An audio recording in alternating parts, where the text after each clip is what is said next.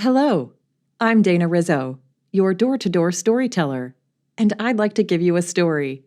This story is called The Final Cadence by Grettelyn Darkey.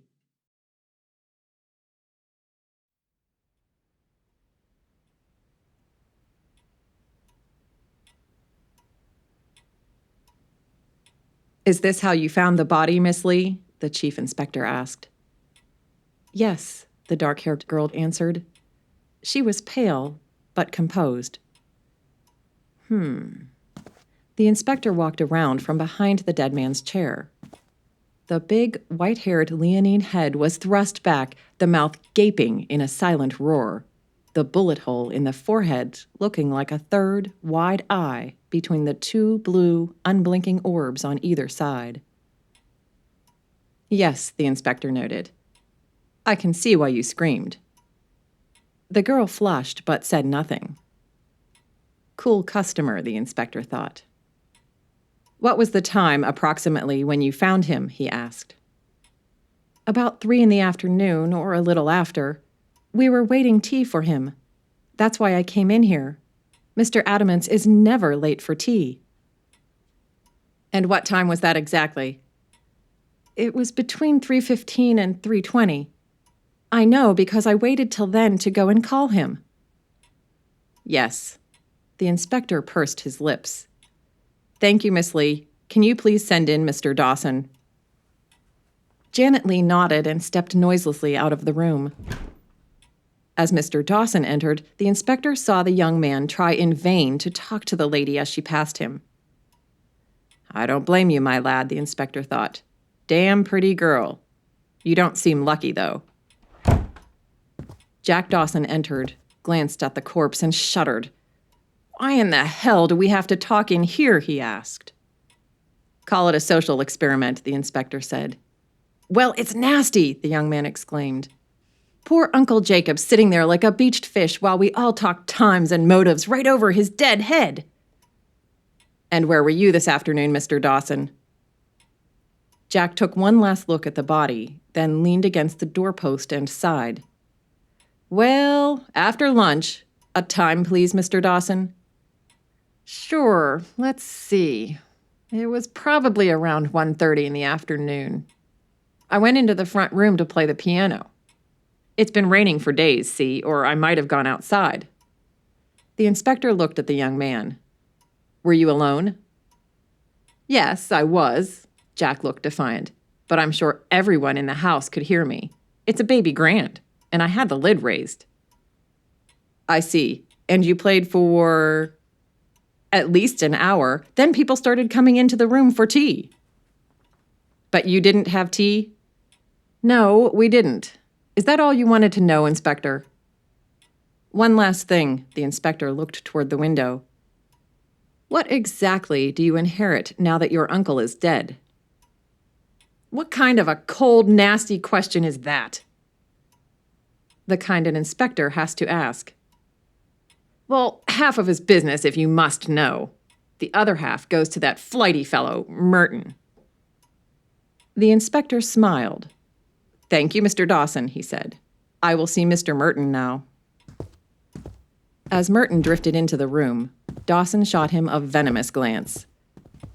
The inspector noted the malice in the young man's eyes with interest. He wondered if Janet Lee would talk to Matthew Merton if she had been sent to summon him and not Dawson. Good evening, Mr. Merton, the inspector said. Evening, Merton said, glancing around. His bespectacled eyes rested with pity on the old man's body, then glided away aimlessly around the room. Can you tell me your movements between lunch and tea time today? The inspector asked. Yes, Merton almost mumbled. I suppose you must know. Merton fiddled with his cuff, which was missing a button. All at once, the inspector remembered that the doctor who'd come to examine the body had told him that Merton was a widower. Had a son, too. The kid must be somewhere around the house, I suppose, thought the inspector. I wonder what he thinks of all this. Well, you see, Merton faltered. It's rather awkward. I mean to say, I was alone in my room from lunch till about 2:45. and I don't think there's anyone who can vouch for me." The inspector looked sharply at him. "Not a single soul could say that you were in your room the whole afternoon?" Merton looked embarrassed. No, he stammered. "No one." This one's a horrible liar, the inspector thought. Suddenly, the door burst open and Janet Leigh rushed in. "Oh, he wasn't alone," she burst out. "He was with me in the conservatory." The inspector raised his eyebrows. "And what were you both doing in the conservatory?" "Well, we were..." Merton looked helplessly at Janet. "He was asking me to marry him," Janet finished, exasperated. "Oh," the inspector really was shocked. "Why didn't you say so from the first?" "Well, we haven't talked to Charlie about it yet," Janet explained. "Charlie?" The inspector looked confused. "Yes," Merton answered. "My son, Charlie." The light of understanding dawned in the inspector's eyes. You see," said Merton, "we wanted him to be the first to know, and he's been listening at the door this whole time, so I'm sure he's heard us. Well, it's out now." "I see," said the inspector. "Well, that's all I need from you then. Just one last question. Did you happen to hear the piano from the conservatory?" Merton looked perplexed. "Why, yes," he said. "I did." Janet nodded. "Yes, I remember. It sounded like Jack was playing Chopin." "For the whole hour until tea?" the inspector asked. "Yes," Janet said. "I would have noticed if he'd stopped." "Thank you," the inspector said. "That's all I need from you just now." The two left the room. The inspector began to pace around the little study. He couldn't see it. The nephew seemed the most obvious suspect. He was in debt and stood to gain much by the old man's death. Merton and the girl were really right out of it, except that they might be lying to protect each other. But from what? It had to be the nephew. And yet, here were two witnesses who could gain nothing from corroborating his alibi, and yet they did hear the music continuously throughout the afternoon. The inspector stopped in front of Jacob Adamance's body and stared him squarely in the bullet hole. "And what do you say, old man?" he asked. "Who gave you that red third eye?" As if in answer, the inspector heard music drifting down the corridor toward him. He frowned. Could the young man really be playing? No, it was more like practicing. The piano at a time like this? The inspector left the study and started down the hall toward the front room. The music got louder and louder. As he stepped into the large front room, the inspector almost fell over with wonder. He could hear the music clearly, but no one was sitting at the piano. "What in the hell?" he exclaimed. Then he noticed a movement, just behind the baby grand on the floor. The inspector approached and crouched down to see under the piano.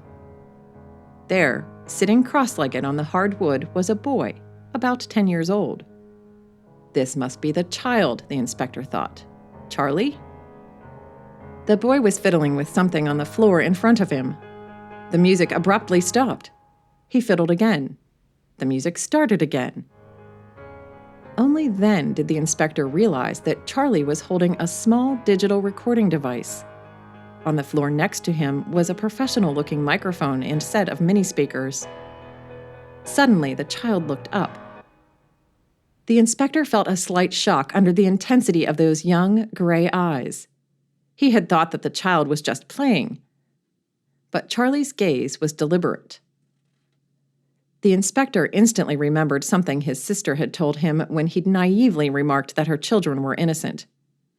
"Innocent," she had explained. "I suppose they are, in their way.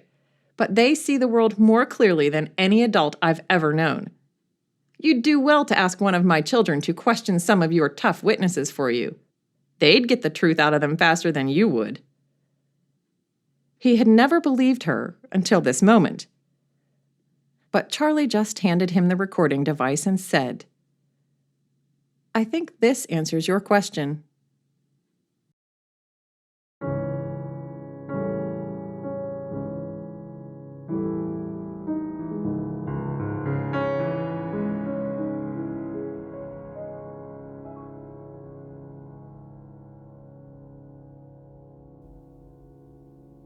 Used by We Are One Body Audio Theater with the permission of the licensor.